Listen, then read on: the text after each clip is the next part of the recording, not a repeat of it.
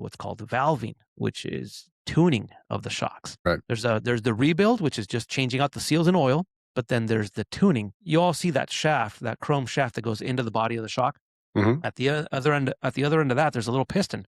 Just imagine a little hockey puck, and it's got holes, and you've got these shims that look like washers on either side of it. So as you're compressing the shock, it flexes one side of that hockey puck, that Right. piston, and as you extend your suspension, it flexes the other side. And so the thickness and the order and the combination you put of those shims makes the shock stiffer or softer. So I started getting into that, and it just came to me. To me, it was just straightforward. That was probably 2003. I really started getting into valving. I was already rebuilding, but on 2003, I started getting into valving. So when you're rebuilding, that was basically what, just changing the fluid and the Yeah. gaskets? Yeah. So they're a hydraulic piston. It's all they are. They've got seals and they've got hydraulic oil. And the oil, because it generates so much heat because of how fast it moves, it's like taking those old metal clothes hangers. Yeah. You were trying to break one. What would you do? You'd bend it a few times and it would get hot. Right. Same thing. Anytime you're bending metal or you're heating it up. So you generate a lot of heat. You're getting up to 200 degrees, 250 degrees. So the oil burns up just like the motor oil in your car. So you change that, you change the seals out. Let me That's a ask rebuild. you, when would somebody know that their shocks need to be just a Rebuilt? fluid change, rebuilt? So rule of thumb, if it's your sand toy, do it once a season. You can do it Yeah. every other season if you want, but you're not generating that much heat. You can do it once a year or every other year. So if we it's got a the race car, go Yeah, ahead. because we got a lot of guys that'll probably go out and do like one ride a Yeah. day.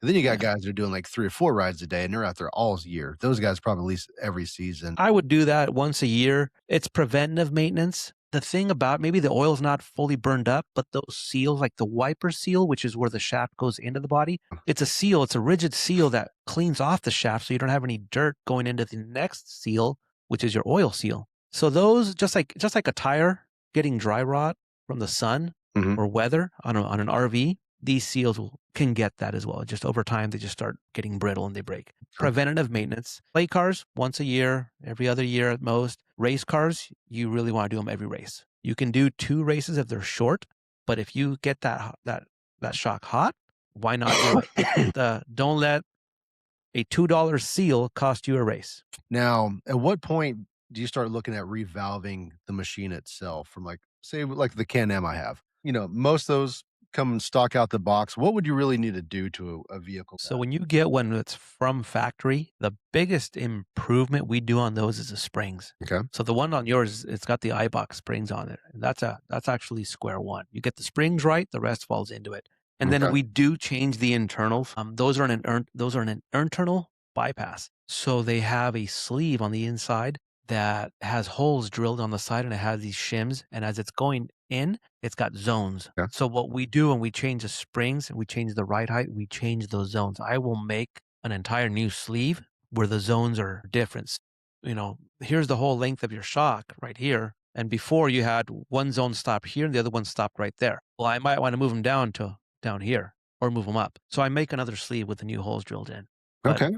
for the most part, those UTVs, they're all almost identical when it comes to weight and weight distribution. I mean, those are almost a cookie cutter. I can put a set of springs, set the preload, which is your height, and set the valving and set the adjustments, and you're at 85% there, 90% Now, what's the other 15%? driver preference. I usually say 80% of a car setup is what that type of car demands. The Okay. weight, the geometry, it's what it demands. And then the next 15% is how that driver is. What there's more aggressive drivers, there's more people that aren't pushing it, so you adjust it to that. But the last 5%, I usually always leave it as driver preference. Some guys like a rigid car, some guys like a soft car for comfort. So 80% is what that type of car needs. 15% is how aggressive they're driving it, and the last 5% is driver preference. Give me a little bit cushier ride. I can see them. So I'll get in the car with them and I can see what type, if they're a novice driver, if they're an aggressive driver. I can see that. I get a lot of people, or I used to get a lot more people back in the day when we had the big 4-seater cars, remember those big sand cars, those Yeah. $120,000 cars? Oh, I still see them all the time. Yeah, well, they're back. They're making a comeback. But I'd see a lot of these people that, there was a good time in our economy that people would buy these cars, and unfortunately they didn't, and nothing against them, but they didn't have the experience. So they go out Right. with this car. They don't know what the car is doing yet. They don't know how to drive it yet, which is fine. You got to start somewhere. So I would tune it kind of mild because they're not pushing the limits of the car. But I remember telling them, I was like, hey, best thing you can do is drive this thing. Go fill up the tank and just burn off that tank in 1 day or 2 days of messing around with it every weekend, and talk to me in about 2 or 3 months.